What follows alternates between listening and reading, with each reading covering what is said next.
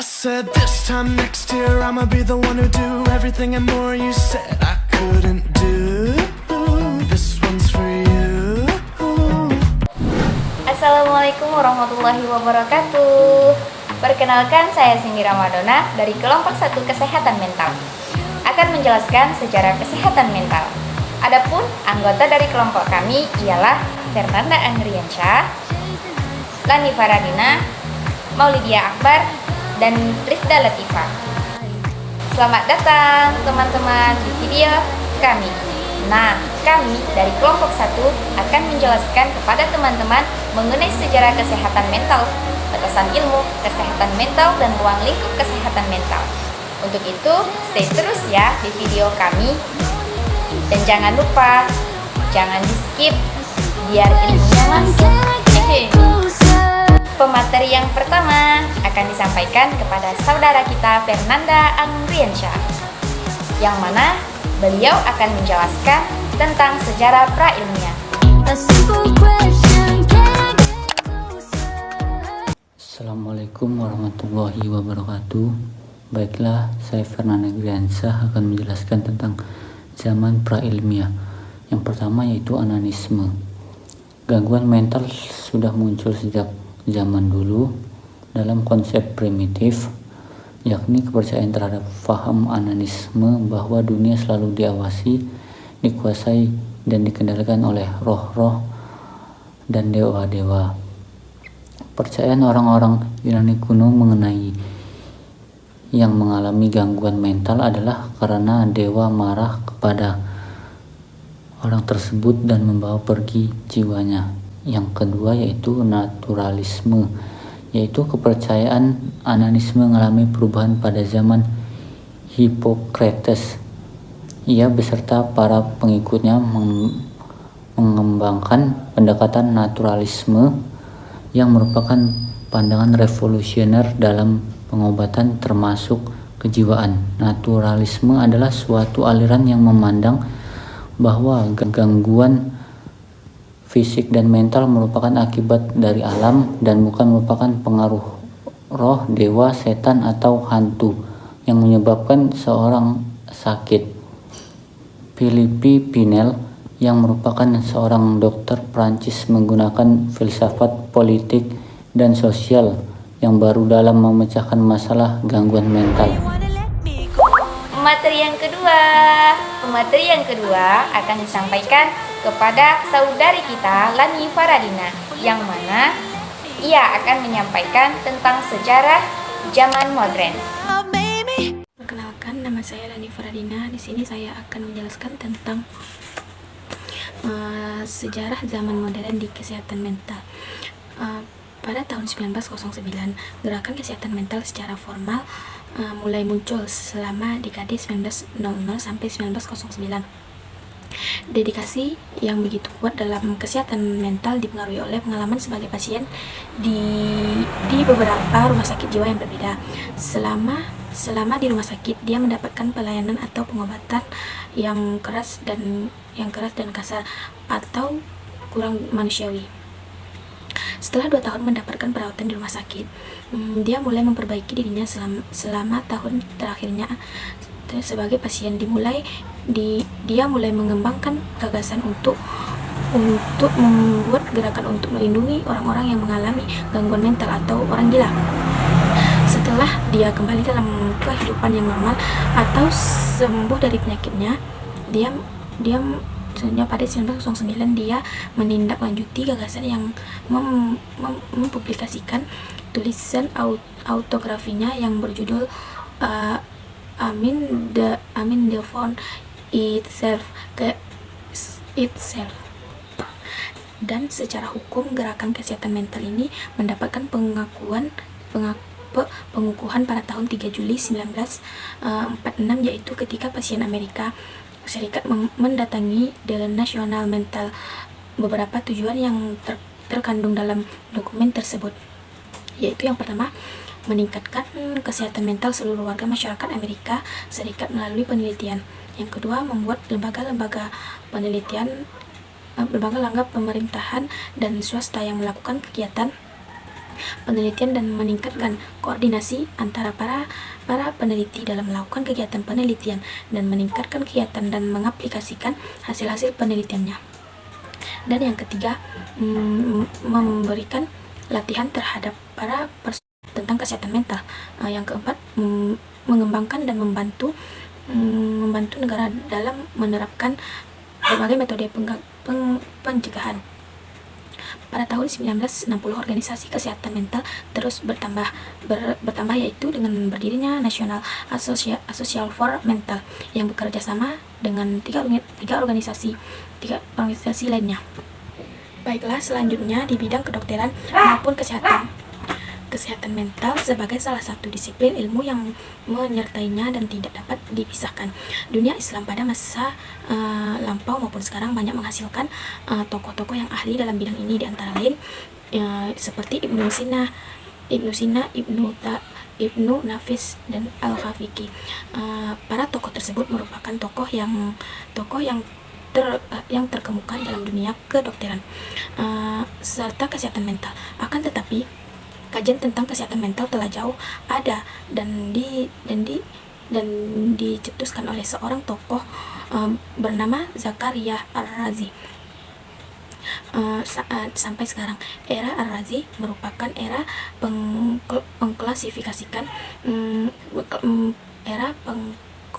pengkodifikasi ilmu medis baik dari Al-Quran dan hadis maupun pengetahuan timur dan barat seperti India, Persia, dan Yunani terus dilakukan dan dikembangkan di kota-kota besar Islam.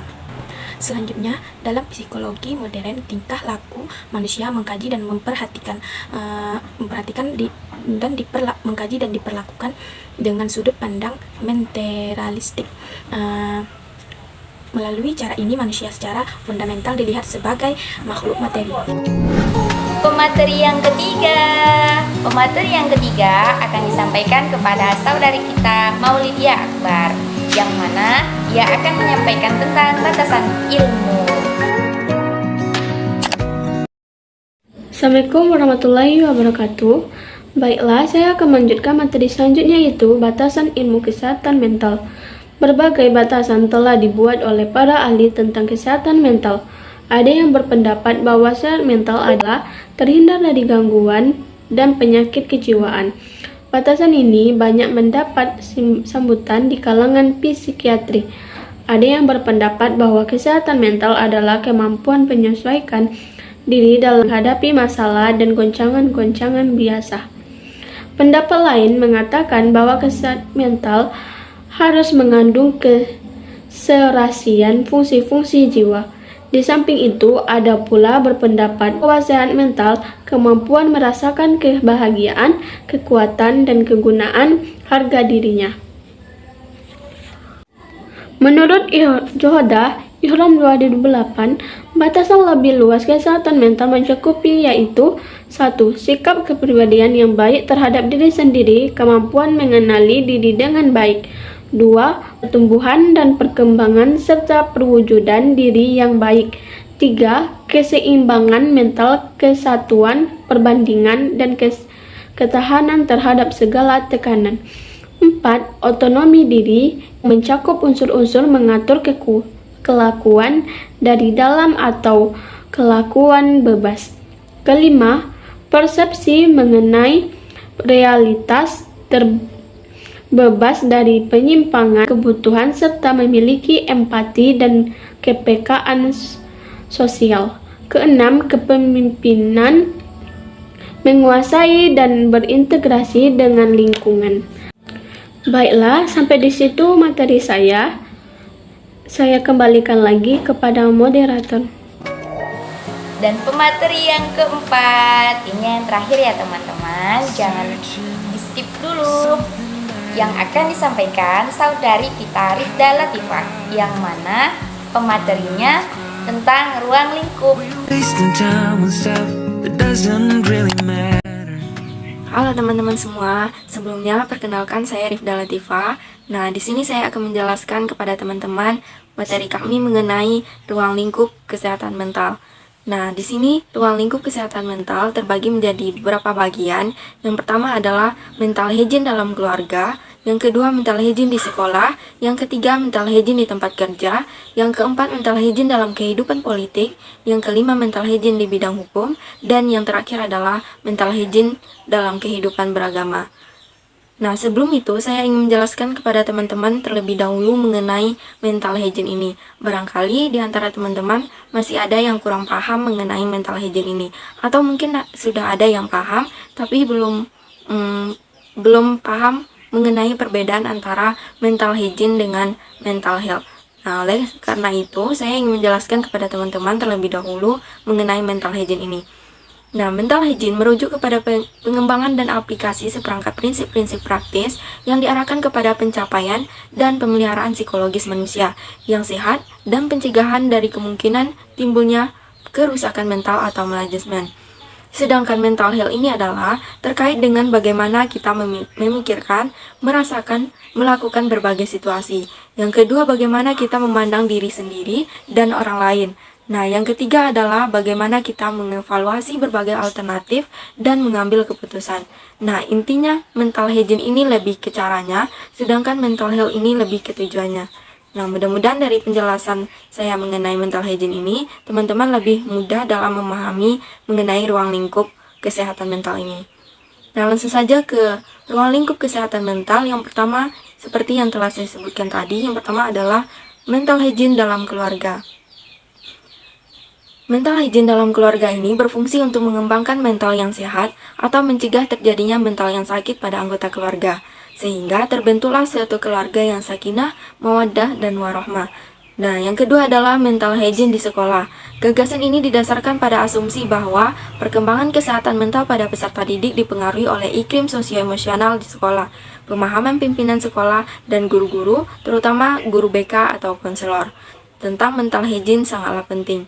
Para guru di SLTP dan STA perlu memahami kesehatan mental siswanya yang berada pada masa transisi, karena tidak sedikit siswanya yang mengalami kesulitan, apalagi hal ini merupakan masa di mana para siswa mengalami pubertas tertingginya. Nah, yang ketiga adalah mental hygiene di tempat kerja. Lingkungan kerja memainkan peranan penting dalam kehidupan manusia. Lingkungan kerja tidak hanya menjadi tempat mencari nafkah, ajang persaingan bisnis, dan peningkatan kesejahteraan hidup, tetapi juga menjadi sumber stres yang memberikan dampak negatif terhadap kesehatan mental bagi semua orang yang berinteraksi di tempat tersebut. Nah, tentu saja mental hygiene di tempat kerja ini menjadi sangat penting. Kemudian adalah mental hygiene dalam kehidupan politik. Tidak sedikit orang yang bergelut dalam bidang politik yang mengidap gangguan mental, seperti pemalsuan ijazah, money politik, KKN, khianat kepada rakyat, dan stres yang menimbulkan perilaku agresif karena gagal menjadi calon legislatif, gagal menjadi calon kepala desa, dan lain-lain. Selanjutnya, yang kelima adalah mental hygiene dalam bidang hukum. Pemahaman mengenai kesehatan mental penting dimiliki oleh hakim karena dapat mendeteksi tingkat kesehatan mental terdakwa atau para saksi saat proses pengadilan berlangsung, di mana sangat berpengaruh terhadap pengambilan keputusan hukum. Tidak hanya hakim, namun segenap individu yang berkecimpung dalam bidang hukum ini seyogyanya memiliki mental yang sehat, sehingga terbentuk mental yang sehat, individu yang lebih mampu bekerja sesuai dengan tupoksinya. Selanjutnya adalah mental hygiene dalam kehidupan beragama. Berbagai pendekatan dapat digunakan dalam mengatasi gangguan mental pada individu. Pendekatan dalam bidang agama merupakan bentuk pendekatan dalam penyembuhan gangguan psikologis yang merupakan bentuk paling lama diterapkan dibandingkan dengan pendekatan-pendekatan lainnya. Hal tersebut dibuktikan dengan penyebaran agama yang dilakukan oleh para nabi melakukan terapeutik dalam menyembuhkan penyakit rohani umat.